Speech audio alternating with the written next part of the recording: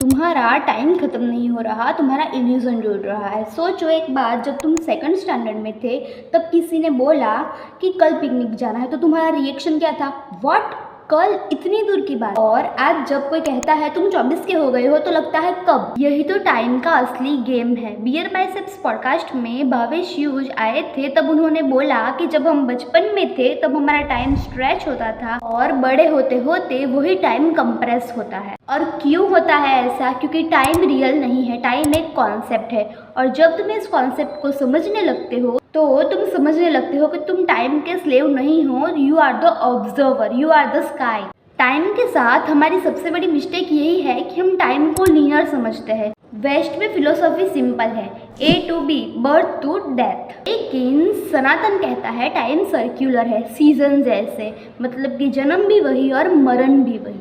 और जब तुम इस साइकिल को समझ जाते हो तब तुम्हारे अंदर से fear of death, regret, FOMO सब डिसॉल्व हो जाता है। One of the best line in podcast, हर चीज का एक्सपायरी होता है तो उसे पकड़ के क्यों बैठना। तुम्हारा फोन, तुम्हारी कार, तुम्हारे लुक्स सब टेम्पररी है, लेकिन ये सब तुम्हारी पर्सनालिटी के साथ जुड़ गए हैं। मेरा फोन, मेरी कार, मैं सक्सेसफुल बनना चाहता हूँ, मैं ये हूँ, मैं वो हूँ, ये सब नाम और रूप है। और जब किसी भी चीज़ के साथ नाम और रूप जुड़ता है तो वो माया बन जाता है और आप माया में फंस जाते हो। और माया का मतलब एवरीथिंग दैट चेंजेस।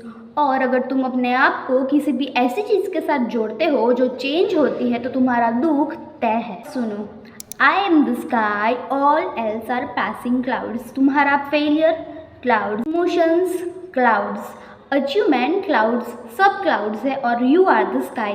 ये सब आपके आसपास घूमने वाली चीज़ें हैं। और स्काई मतलब यू आर द ऑब्जर्वर, जो कभी चेंज नहीं होता, सिर्फ देखता है और ऑब्जर्व करता है। तुम जाग रहे हो तो तुम ऑब्जर्व कर रहे हो, तुम सपना देख रहे हो तो तुम एक्सपीरियंस कर रहे हो। गहरी नींद में भी तुम वहाँ हो और यही है रियल ट्रूथ, बाकी सब माया है। अगर तुम सोच रहे हो कि ये सब तो बहुत हार्ड है, मैं कैसे स्टार्ट करूँ, तो there is one road map. First one is do your best. Bhagavad Gita की एक लाइन, कर्म करो फल की चिंता मत करो। इन वन इज लाइफ में जो भी हो रहा है उसे प्रसाद मानो। अब प्रसाद है डिवाइन फॉर्म का, फेलियर भी और स्ट्रगल भी। थर्ड वन इज साधना शुरू करो, मतलब कि हिमालय नहीं जाना, 4-4 घंटे मेडिटेशन भी नहीं करना, सिर्फ 10 मिनट्स ओम चैंटिंग या फिर breathing practice. Fourth one is avoid spiritual bypassing. Spiritual बनना मतलब कि संसार छोड़ देना, योगी बन जाना, ऐसा नहीं होता।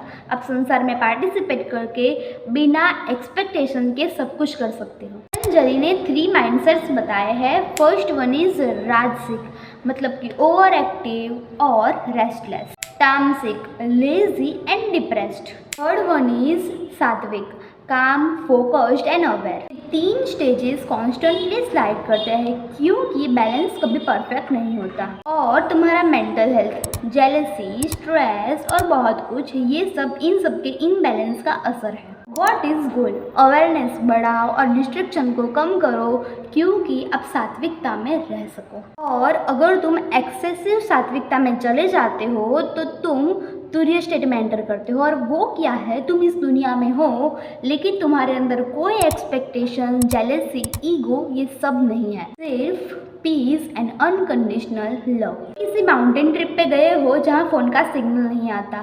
सो पॉडकास्ट में कहा है, जब तुम किसी माउंटेन या हिल स्टेशन पे जाते हो तो तुम्हें पता चलता है कि तुम कुछ भी नहीं हो। माउंटेन्स एक टीचर है जो हमारे ईगो और सबको तोड़ते हैं और हमें नेचर से कनेक्ट करवाते हैं। एग्जाम्पल, ऋषिकेश बिगिनर्स के लिए परफेक्ट है और कैलाश पर्वत, बद्रीनाथ, केदारनाथ, हिमकुंड जैसे अलग अलग जगह की अलग अलग एनर्जीज होती है। लेकिन आप तभी जा पाओगे जब डिवाइन एनर्जीज आपको बुलाएगी। महाकाल के मंदिर की एकदम डिफरेंट एनर्जी है। वहाँ जाके हमें पता चलता है कुछ भी कंट्रोल में नहीं है, ये सब इनके भरोसे है और जो भी कर रहे हैं वो वही कर रहे हैं। भस्म आरती का रियल पर्पस यही है कि हमें समझाना कि सब कुछ आखिर में मिट्टी में ही मिलना है, तो आप इतना पकड़ के क्यों बैठे हो। रियल सरेंडर वही है कि मैं करता हूँ लेकिन रिजल्ट्स मेरे भरोसे नहीं है, सब वही करवाते हैं। और साधना में भी आप जो बोलते हो वो आपका नहीं होता, शिव जी आपकी तरफ से बोल रहे होते हैं और आप शिव जी को सरेंडर कर चुके हो। That's when life becomes Sadhana. Speaking, walking, talking सब शिव जी का हो जाता है। आप तभी हील हो पाओगे जब आप खुद की जिम्मेदारी खुद लोगे। बचपन में कुछ हुआ, आप उसके विक्टिम नहीं थे, आप उसके ओनर थे। सब आपकी जिम्मेदारी है कि सब मेंटल कंडीशंस को हील करो और खुद को संभालो। लेट गो का मतलब ये नहीं होता कि सब भूल जाना, मतलब ये होता है कि मुझे पता है क्या हुआ था लेकिन मैं अब उसके अफेक्ट में नहीं हूँ। और जब आप पास्ट को छोड़ते हो तभी आप प्रेजेंट में आते हो, नहीं तो आप रिपीट बटन पे ही जी रहे थे। कल लोग पार्टीज और कॉन्सर्ट्स में जाकर स्टोरीज और पोस्ट करते हैं लोगों को दिखाने के लिए कि वो वहाँ थे, क्योंकि वो लोग अंदर से तो पूरा इनविजिबल ही फील करते हैं। सोशल मीडिया ने ये इल्यूजन क्रिएट कर रहा है कि सब कुछ हो रहा है, सब कुछ सब कर रहे हैं, लेकिन तुम्हारे अलावा रियलिटी यही है कि सब लोग कंफ्यूज्ड है, सब लोग सफ़र कर रहे हैं। फोमो का रूट क्या है? लोनलीनेस, एम्प्टीनेस और फियर ऑफ रिजेक्शन। और इसका सॉल्यूशन क्या है? Disconnect from others, connect with your self and start honest conversations. Podcast में बताया है, अगर किसी पे डाउट हो तो उसकी स्माइल ऑब्जर्व करो। क्या वो एनर्जी दे रहा है या एनर्जी ले रहा है, उसका इंटेंशन क्या है। आपके आसपास का फ्रेंड सर्कल आपका फ्यूचर डिसाइड करता है, तो चूज पीपल्स जिसके साथ आप एनर्जेटिक फील करते हो, ना कि ड्रेन्ड। और आप खुद ऐसे इंसान बनो कि जो लोगों को लाइट देता है, वेट नहीं। लास्ट में जो गेस्ट आए थे उन्होंने अपनी खुद की रियल स्टोरी शेयर की।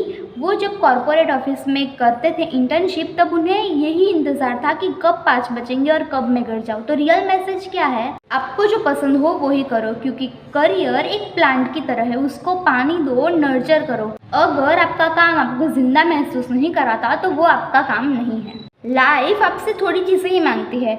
ऑनेस्ट रहो, खुद की जिम्मेदारी लो, लेट गो करो और खुद से कनेक्ट करो। तो अगर आप यंग हो तो थोड़ा स्पिरिचुअल स्टार्टर रोड मैप है। First one is do your best, क्योंकि कर्मा सब कुछ रिकॉर्ड कर रहा है, लाइफ में भी और करियर में भी। Second one is read and reflect, books पढ़ो, अच्छे अच्छे वीडियोस देखो और अपने आप को इम्प्रूव करो। Third one is be mindful of your thoughts, jealousy को ऑब्जर्व करो, रिएक्ट नहीं। तो अगर आप हार्डवर्क कर रहे हो विथ गुड इंटेंशन तो यूनिवर्स उसको नोटिस करेगा और आपको रिजल्ट देगा। और इस चैनल पर मैं इंग्लिश और हिंदी दोनों पॉडकास्ट के शॉर्ट समरीज बनाती हूँ। और अगर ये वीडियो आपको अच्छी लगी हो तो please do like, share and subscribe.